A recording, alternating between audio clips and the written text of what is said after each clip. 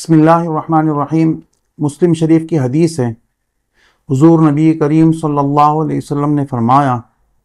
کہ ایمان کے 60 یا 70 سے کچھ زیادہ شعبے ہیں، جس میں سب سے افضل لا الہ الا اللہ محمد الرسول اللہ کا اقرار ہے، اور سب سے ادنا، سب سے کم شعبہ اور درجہ ایمان کا یہ ہے کہ انسان جب راستے سے گزرے اور راستے میں اس کو کوئی ایسی چیز نظر آئے کہ جس سے گزرنے والے کو تکلیف ہو، اس تکلیف دینے والی چیز کو راستے سے ہٹا دینا، یہ سب سے کم درجہ ایمان کا ہے۔ اور آپ علیہ السلام نے ساتھ یہ بھی فرمایا کہ حیا بھی یہ ایمان کا ایک حصہ ہے۔ اگر ایمان کو دیکھا جائے تفصیلی نظر سے تو 5 چیزوں کا مجموعہ وہ ایمان بنتا ہے۔ اس میں سب سے جو پہلی چیز ہے وہ ہے قول باللسان،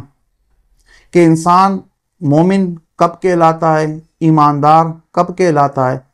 سب سے پہلے قول باللسان کہ لا الہ الا اللہ محمد الرسول اللہ کا اقرار انسان اپنی زبان سے کرے، یہ سب سے پہلا درجہ ہے۔ اور دوسرا درجہ اعتقاد بالقلب، کہ انسان صرف زبان سے اقرار اللہ تعالیٰ کی وحدانیت کا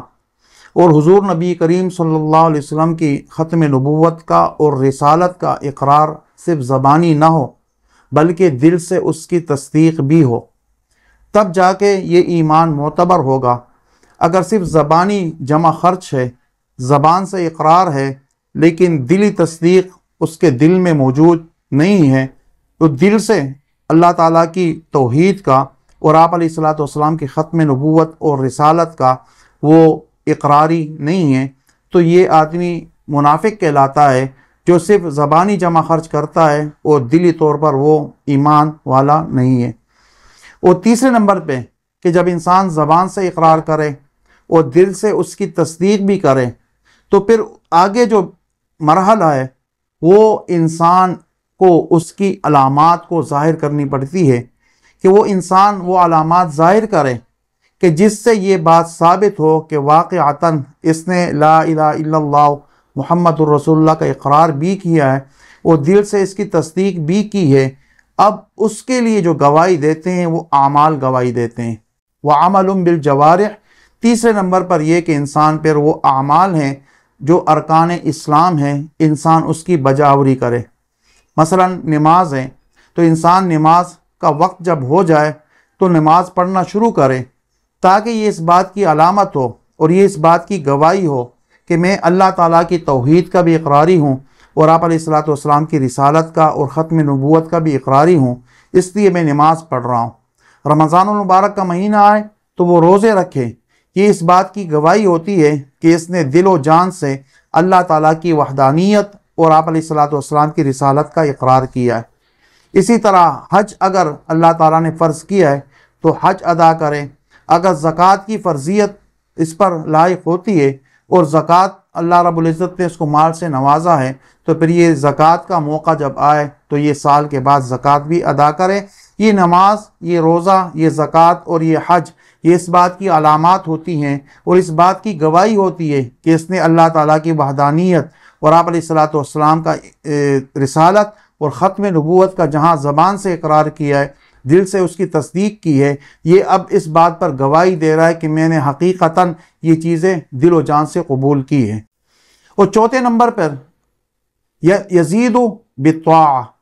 کہ انسان پھر اس ایمان کو کیا کرے، اس کو خوراک دے۔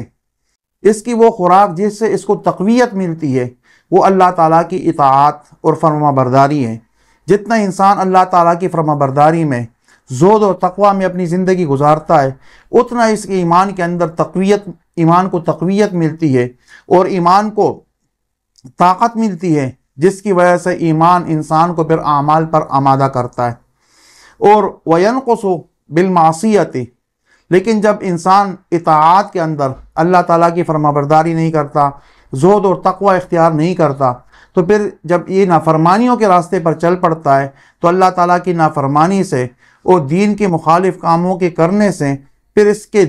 اس ایمان کے اندر ینقص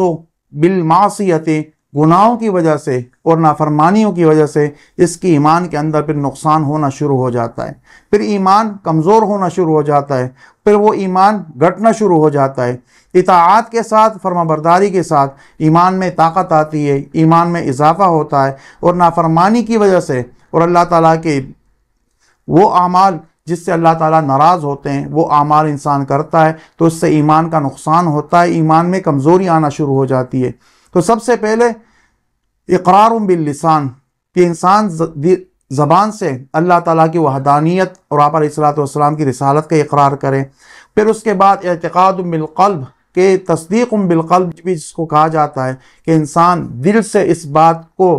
تسلیم کرے اور اس کا اقرار کرے کہ میں نے اللہ تعالیٰ کو اپنا معبود اور رب مانا ہے، آپ علیہ الصلوۃ والسلام کو اپنا نبی اور آخری نبی مانا ہے، اور اس کے بعد وہ عمل بالجوارح، تیسرے نمبر پر یہ کام کرے کہ پھر اس کی گواہی کے لیے وہ اعمال کرتا چلا جائے، نماز کا وقت ہو نماز پڑھے، زکوٰۃ کا ہو تو زکوٰۃ دے، اور حج کا موقع ہے تو حج ادا کرے۔ اسی طرح جو بھی اعمال اس کی طرف متوجہ ہوتے ہیں ان اعمال کو کرتا رہے، یہ اس بات کی گواہی ہوتی ہے کہ آدمی ایمان والا ہے۔ اور اس کے ساتھ ساتھ پھر اس ایمان کی حفاظت کے لیے اور اس کو تقویت دینے کے لیے اس کو چاہیے کہ یزید بالطاعہ، اطاعت کے ذریعے سے اور فرمانبرداری کے ذریعے سے اور نیک اعمال کے ذریعے سے اور تقوی کے ذریعے سے اس ایمان کو یہ تقویت دے، اس کو طاقت دے۔ ایمان طاقتور ہوگا تو انسان کے لیے اعمال کرنا اور نیک کام کرنا آسان ہو جاتے ہیں۔ وَيَنْقُصُ بِالْمَعْصِيَةِ، اور پھر ساتھ میں یہ بھی کرے کہ ایمان کو ان چیزوں سے بچائے جن چیزوں سے ایمان کا نقصان ہوتا ہے، اللہ تعالیٰ کی وہ نافرمانیاں جس کی وجہ سے ایمان کمزور ہوتا ہے، ایمان کو نقصان پہنچتا ہے، انسان ان چیزوں سے پرہیز کرے، اپنے آپ کو بچائے۔ تو اللہ تعالیٰ اور آپ علیہ الصلوۃ والسلام کی اللہ تعالیٰ کی توحید، وحدانیت اور آپ علیہ الصلوۃ والسلام کی رسالت، ختم نبوت کا اقرار انسان زبان سے بھی کرے اور دل سے اس کی تصدیق کرے، اور اعمال کے ذریعے سے اس بات کی گواہی دے کہ میں مومن ہوں، اور اس کے ساتھ ایمان کو طاقت دینے کے لیے نیکیاں کرتا رہے، اور ایمان کو نقصان سے اور کمزوری سے بچانے کے لیے گناہوں سے اپنے آپ کو بچائے۔ اللہ تعالیٰ سے دعا ہے کہ اللہ تعالیٰ ہم سب کو عمل کرنے کی توفیق عطا فرمائے۔